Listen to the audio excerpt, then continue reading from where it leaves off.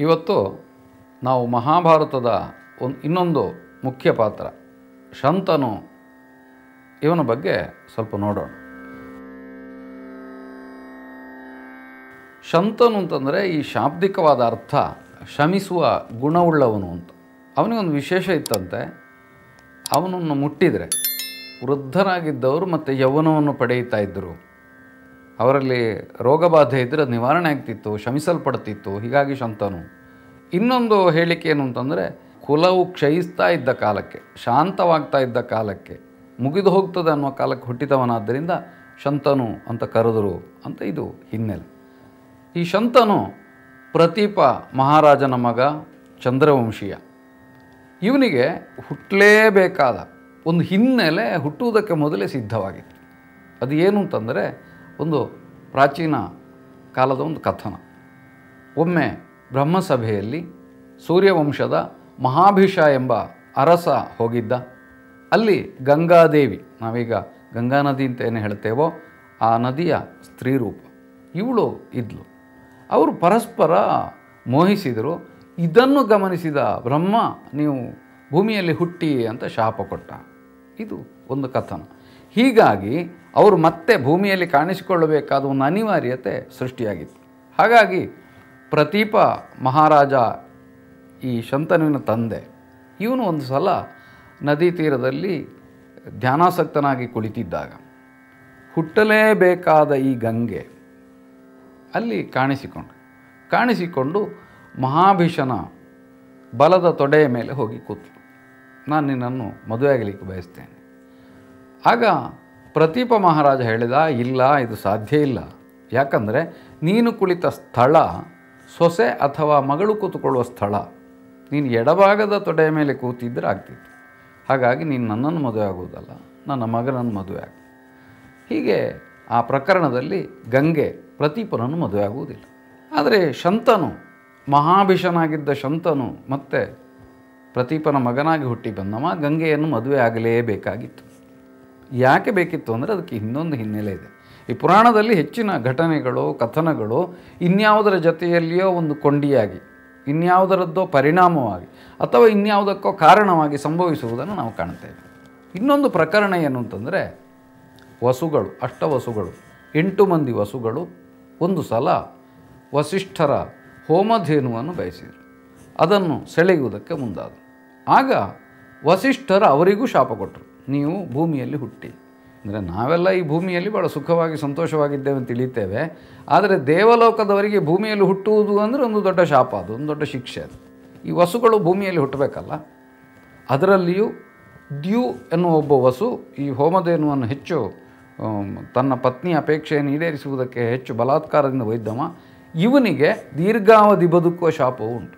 ಈ ವಸುಗಳು ಮತ್ತೆ ಹುಟ್ಟಬೇಕಾಗಿದೆ. ಎಲ್ಲಿ ಹುಟ್ಟುವುದು, ಯಾರ ಹೊಟ್ಟೆಯಲ್ಲಿ ಹುಟ್ಟುವುದು?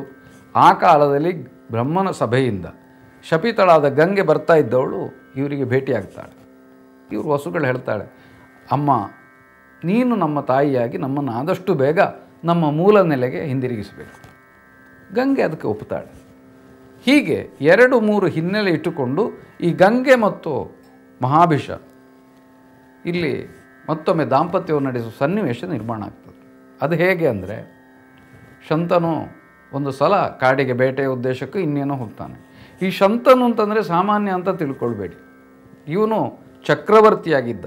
ಹೇಗೆ ಚಕ್ರವರ್ತಿಯಾಗಿದ್ದ? ಉಳಿದ ರಾಜರನ್ನೆಲ್ಲ ಪರಾಕ್ರಮದಿಂದ ಗೆದ್ದು ಚಕ್ರವರ್ತಿ ಆದವಲ್ಲ, ಸಂಪತ್ತಿನಿಂದ ಚಕ್ರವರ್ತಿ ಆದವಲ್ಲ.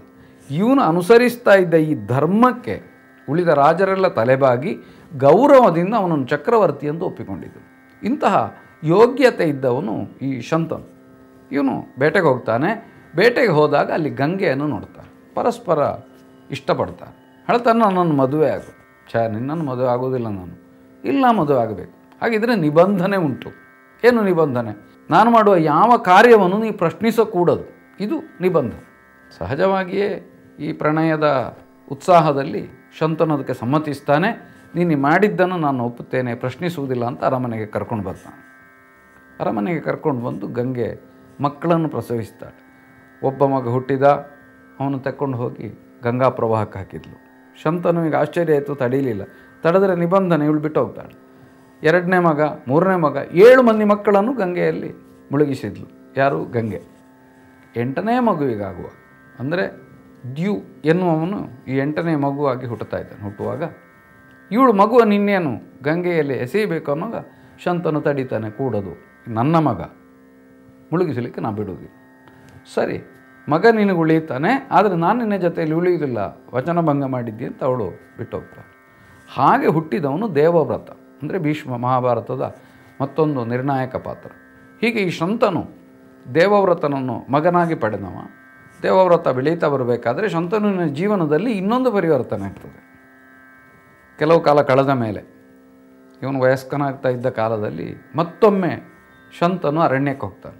ಆ ಅರಣ್ಯ ಪ್ರದೇಶದಲ್ಲಿ, ಯಮುನೆ ಪ್ರವಹಿಸ್ತಾ ಇದ್ದ ಪ್ರದೇಶದಲ್ಲಿ ಇವನು ಹೋಗ್ತಾ ಇದ್ದರೆ ಅಲ್ಲೊಬ್ಬಳು ಹೆಣ್ಣು ಕಾಣಿಸಿಕೊಳ್ತಾಳೆ. ಕಪ್ಪಾದ ಆದರೆ ತುಂಬ ಸುಂದರಿಯಾದ ದೋಣಿ ನಡೆಸ್ತಾ ಇದ್ದ ಒಬ್ಬಳು ಹೆಣ್ಣು. ಅವಳ ಮೈಯಿಂದ ಅದ್ಭುತವಾದ ಪರಿಮಳ ಸೂಸ್ತಾ ಇದೆ.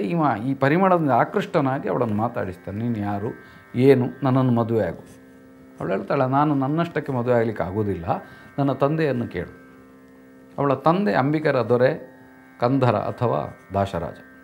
ಈ ದಾಶರಾಜ ಶಂತನು ಹೋಗಿ ಕೇಳಿದಾಗ ಒಂದು ನಿಬಂಧನೆ ಹಾಕ್ತಾನೆ. ಏನು? ನಾಳೆ ನನ್ನ ಮಗಳ ಹೊಟ್ಟೆಯಲ್ಲಿ ಹುಟ್ಟುವ ಮಕ್ಕಳಿಗೇ ನಿನ್ನ ಸಿಂಹಾಸನ ಕೊಡ್ತಿ ಅಂತಾದರೆ ಮಗಳನ್ನು ಕೊಡ್ತೇನೆ, ಅಡ್ಡಿಲ್ಲ. ಆ ಕ್ಷಣ ಶಂತನು ಒಂದು ಹೆಜ್ಜೆ ಹಿಂದೆ ಸರಿತಾನೆ. ನಾವು ಗುರುತಿಸಬೇಕಾದ್ದು ಒಬ್ಬ ವ್ಯಕ್ತಿಯಲ್ಲಿ ಇರತಕ್ಕ ಈ ಭಾವೋನ್ಮಾದಕ್ಕೆ ವಿವೇಕ ಅನ್ನೋದು ತಡೆ ಒಡ್ಡಿದರೆ ಹೇಗಿರ್ತದೆ ಅಂತ. ಇನ್ನೇನು ಅವಳನ್ನು ಮದುವೆ ಆಗಬೇಕು, ಮೋಹಿತನಾಗಿದ್ದಾನೆ, ಅವಳನ್ನೇ ಪಡಿಬೇಕು ಎಂಬ ಹಂಬಲ ಇದೆ. ಆದರೆ ಈ ನಿಬಂಧನೆಯನ್ನು ಕೇಳಿದ ಕ್ಷಣ ಹಿಂದೆ ಸರಿತಾನೆ. ಯಾಕಂದರೆ ದೇವವ್ರತನಂತಹ ತುಂಬ ಯೋಗ್ಯತಾವಂತನಾದ, ವಿದ್ಯೆ ಸಂಸ್ಕಾರ ಇವುಗಳಿಂದೆಲ್ಲ ಕೂಡಿದ ಒಬ್ಬ ಮಗ ಇರುತ್ತಾ, ಇಂತಹ ಶ್ರೇಷ್ಠ ಪುತ್ರನಿರುತ್ತಾ, ರಾಜ್ಯದ ಉತ್ತರಾಧಿಕಾರವನ್ನು ಅವನಿಗೆ ಕೊಡದೆ ನಾನು ಇನ್ಯಾರಿಗೋ ಕೊಡುವುದು ಸರಿಯಲ್ಲ, ಅವನೇ ಇದಕ್ಕೆ ತಕ್ಕವನು ಎಂಬ ವಿವೇಕದಿಂದ ಶಂತನು ಹಿಂದೆ ಸರಿತಾನೆ. ಅರಮನೆಗೆ ಬರ್ತಾನೆ. ಬಂದರೂ ಅವನಿಗೊಂಥರ ಇದು ಮಾನಸಿಕವಾದ ಒಂದು ಖಿನ್ನತೆಯಾಗಿ, ವಿಷಣ್ಣತೆಯಾಗಿ ಕಾಡ್ತದೆ. ಏನು ಮಾಡೋಣ? ಅವಳ ನೆನಪು, ಮಗನ ಮೇಲಿನ ಪ್ರೀತಿ ಎರಡೂ ಕಾಡ್ತದೆ. ಈ ಅಸ್ವಸ್ಥತೆಯನ್ನು ಗುರುತಿಸಿದ ದೇವವ್ರತ ತಾನೇ ಮುಂದಾಗಿ ಹೋಗಿ ದಾಶರಾಜನನ್ನು ಒಪ್ಪಿಸಿ ತಂದೆಯ ಎಲ್ಲ ನಿಬಂಧನೆಗಳಿಗೂ ತಾನು ಸಮ್ಮತಿಸಿ, ಅಂದರೆ ಅರ್ಥ ಏನು? ತಂದೆಯ ಅಪೇಕ್ಷೆಯನ್ನು ಈಡೇರಿಸುವುದಕ್ಕೆ ತಾನು ಮುಂದಾದ ಅಂತ. ಯಾಕೆ ಮುಂದಾದ ಅಂದರೆ, ದಾಶರಾಜನಲ್ಲಿ ಕೇಳಿದರೆ ದಾಶರಾಜ ಹೇಳ್ತಾನೆ, ತನ್ನ ಮೊಮ್ಮಕ್ಕಳಿಗೆ ಸಿಂಹಾಸನ ಬೇಕು ಅಂತ ನಾ ಹೇಳಿದ್ದಕ್ಕೆ ನಿನ್ನ ಅಪ್ಪ ಒಪ್ಪಲಿಲ್ಲ, ಹಿಂದೆ ಹೋದ. ಯಾಕೆ ಒಪ್ಪಲಿಲ್ಲ? ತನ್ನಂಥ ಒಬ್ಬ ಮಗನಿಗೆ ವಂಚನೆ ಮಾಡಕೂಡೋದು ಅಂತ. ಅಂದರೆ ಪೂರ್ತಿ ಒಂದು ತಂದೆಯ ಆ ಮನೋಧರ್ಮ ಏನು, ವಿವೇಕ ಏನು, ತನ್ನ ಕುರಿತು ಇದ್ದ ಮೋಹ ಏನು, ಇದೆಲ್ಲವನ್ನು ಗ್ರಹಿಸಿದ್ರಿಂದ ಆ ಅಪ್ಪನಿಗೆ ತಕ್ಕ ಮಗನಾಗಬೇಕು ಅಂತಾದರೆ ತಾನೇನು ಮಾಡಬೇಕು? ತಾನು ತ್ಯಾಗ ಮಾಡಬೇಕು. ಈ ದೃಷ್ಟಿಯಿಂದ ತಾನು ಬ್ರಹ್ಮಚಾರಿಯಾಗಿರ್ತೇನೆ, ಸಿಂಹಾಸನಾಧಿಕಾರವನ್ನು ಬಿಡ್ತೇನೆ ಎಂಬ ಪ್ರತಿಜ್ಞೆಯನ್ನು ಮಾಡಿ ಭೀಷ್ಮನ ಹೆಸರಲ್ಲಿ ಬರ್ತದೆ. ಇವನು ಸತ್ಯವತಿಯನ್ನು ಕರ್ಕೊಂಡು ಬಂದು ಶಂತನುವಿಗೆ ಮದುವೆ ಮಾಡಿಸ್ತಾನೆ. ಇದು ಒಂದು ಕಥೆ. ಈ ಶಂತನುವಿಗೆ ಮದುವೆ ಆದ ಮೇಲೆ ಮತ್ತಿಬ್ಬರು ಮಕ್ಕಳಾಗ್ತಾರೆ.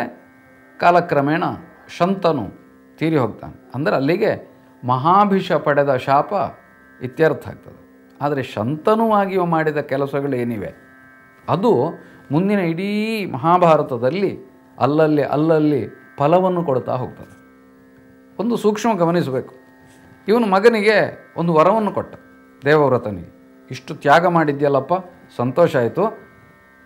ನೀನು ಬಯಸದ ಹೊರತು ಮರಣ ನಿನ್ನನ್ನು ಸಮೀಪಿಸದೇ ಇರಲಿ. ಯಾರಿಗೂ ಸಿಗಲಾರದ ವರ. ನಮಗೆಲ್ಲ ಯಾವುದು ಭಯವೋ, ಮೃತ್ಯು ಭಯ ಎಂಬುದು ಬಹಳ ದೊಡ್ಡ ಭಯ ಜೀವನಿಗೆ. ಆ ಮೃತ್ಯು ನಮ್ಮ ಅಪೇಕ್ಷೆ ಇಲ್ಲದೆ ನಮ್ಮನ್ನು ಸಮೀಪಿಸುವುದಿಲ್ಲ ಅಂತಾದರೆ ಆಗ ನಮಗಿರಬಹುದಾದ ಒಂದು ಭಯ ಶಾಶ್ವತವಾಗಿ ನಿವಾರಣೆ ಆದ ಹಾಗೆ. ಅಂತಹ ಒಂದು ವರವನ್ನು ದೇವವ್ರತನಿಗೆ ಶಂತನು ಕೊಡ್ತಾನೆ.